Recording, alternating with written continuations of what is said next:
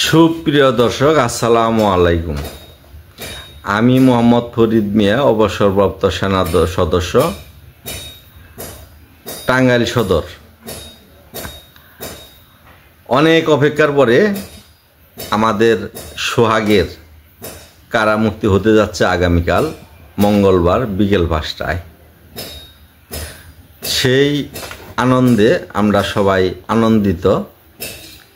দেশ এবং দেশের বাহিরে যে যেখানে আছেন সবাইকে সুস্বাগতম এবং আমাদের সোহাগের জন্য সবাই দোয়া করবেন।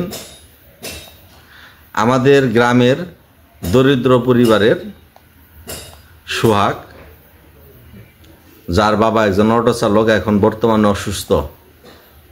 তাদের পরিবারটি প্রায় ধ্বংসের দ্বারপ্রান্তে গিয়ে চলে গিয়েছিল একটি ভুলের জন্য।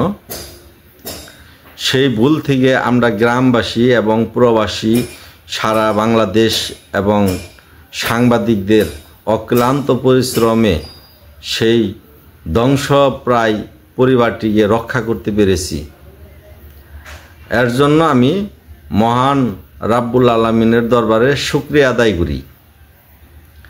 সেই সাথে এরকম একটি প্রেম ভালোবাসা গঠিত কারণে দেশ বিদেশের লক্ষ লক্ষ ছেলে মেয়ে আত্মহত্যার পথ বেছে নেয় শুধুমাত্র পরিবারের স্বীকৃতি না পাওয়ার কারণে এবং দুঃখে, রাগে এবং দুঃখে। তো সোহাগ এবং লামিসার জীবনেও এরকম একটি পর্যায়ে চলে গিয়েছিল। আমরা তাদেরকে সাপোর্ট দিয়ে 2টি জীবন রক্ষা করতে পেরেছি আল্লাহ তাআলার অশেষ রহমতে। এর জন্য আবার রাব্বুল আলামিনের নিকট শুকরিয়া আদায় করছি, আলহামদুলিল্লাহ।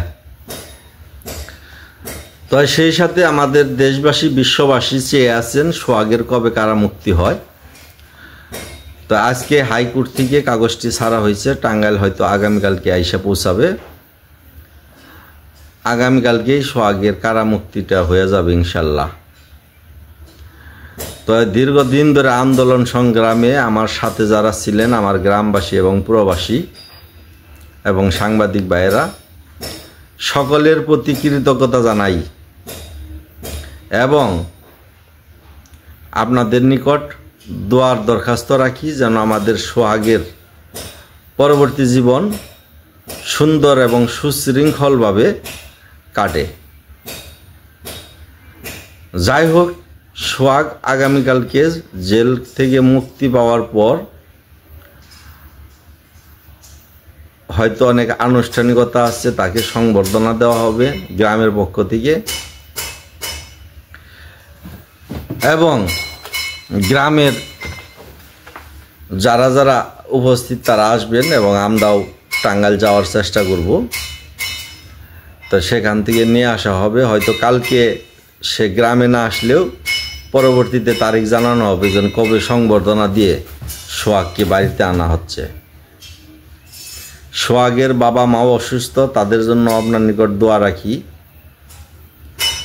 আপনাদের কাছে দোয়ার দরখাস্ত রাখি এবং আমার গ্রামবাসীর পক্ষ থেকে আমি মোহাম্মদ ফরিদ মিয়া আপনাদের নিকট দোয়া চাই এবং আপনারা যেভাবে সাপোর্ট করেছেন, আমাদেরকে সাহস দিয়েছেন, যেই সাহসকে পুঁজি করে আমরা এত দূরে এগোতে পেরেছিলাম, তার জন্য গ্রামবাসীর পক্ষ থেকে আপনাদেরকে কৃতজ্ঞতার সাথে ধন্যবাদ জানাই। আমরা আশা করি পরবর্তী প্রতিটা পদক্ষেপে আপনারা পাশে থাকবেন এবং সোহাগ কারামুক্তি হয়ে আসার পরে আমরা যেভাবে হোক সোহাগকে দেশে রাখবো না। সম্ভবত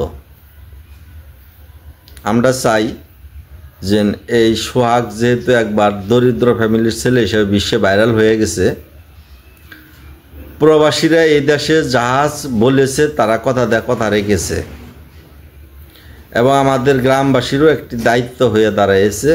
যেহেতু সোশ্যাল মিডিয়ায় আমার গ্রামবাসীর পক্ষ থেকে ভাইরাল হয়ে গেছি, আমরা সোহাগকে প্রয়োজনে ইউরোপ পাঠানো হবে। যদিও আপনাদের সহযোগিতা, সাহস এবং সাপোর্টের কারণে আমি জোরে গলায় বলে ফেলেছিলাম, তো সোহাগ বের হওয়ার পরে আপনারাই পরবর্তী পদক্ষেপ নেবেন। আর সোহাগ কারামুক্তি হওয়ার পরে আমি মনে করি আমার দায়িত্ব শেষ। পরবর্তীতে তার জীবনটা তার বাবা মা, তার চাচা, তার পরিবার, তার পাড়া প্রতিবেশী, বাড়ি প্রতিবেশীর যারা আছেন তাদের দেখানো পথে সোহাগ পরবর্তী পথ চলবে, এইটাই আমার আশা। সোহাগের কারামুক্তির কারণে আমি যে পরিশ্রম করেছি, যে সময় দিয়েছি, যে আন্দোলন সংগ্রাম গড়ে তুলেছি, এটা আমার কোনো কৃতিত্ব আমি মনে করি না। কৃতিত্ব এই জন্যই মনে করি না যে এটা সকলের সম্মিলিত আন্দোলনের একটি ফসল। এইটা আমি সারা বাংলাদেশ এবং বিশ্বের যত প্রবাসী আছে তাদের মাঝে এই সফলতা ভাগ করে দিয়েছি। আশা করব সামনে এই ধরনের যতগুলা দুর্যোগ, যতগুলা অসহায় পরিবার বিপদগ্রস্ত থাকবে, কেউ অসুস্থ হয়ে ঘরে পড়ে থাকবে, দেখার কেউ থাকবে না,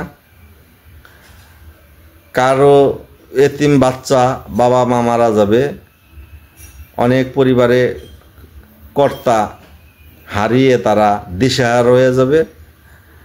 আমরা যেন দেশবাসী, এলাকাবাসী, যার যার এলাকাবাসী এবং প্রবাসী ভাইরা যারা আছেন সবাই যেন সবার জন্য সাহায্যের হাত বাড়িয়ে দেই, এইটা আমি আপনাদের নিকট আর্জি মিনতি রাখি।